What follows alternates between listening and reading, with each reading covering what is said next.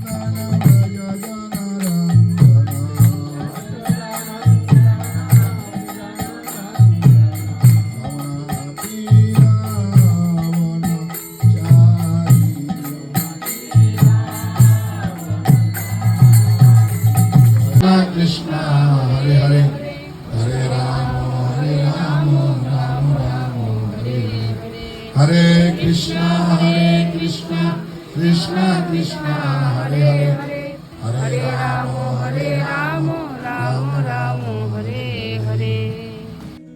এরপরে অনেকক্ষণ প্রভুজি ক্লাস দিয়েছেন, আমি লাইভ করেছিলাম। তারপরে নিচে আরতি কীর্তন শুরু হয়ে গেছে। উপরে আর নিচে আরতি হচ্ছে। তারপরে মাতাজিরা খুব নৃত্য করলো।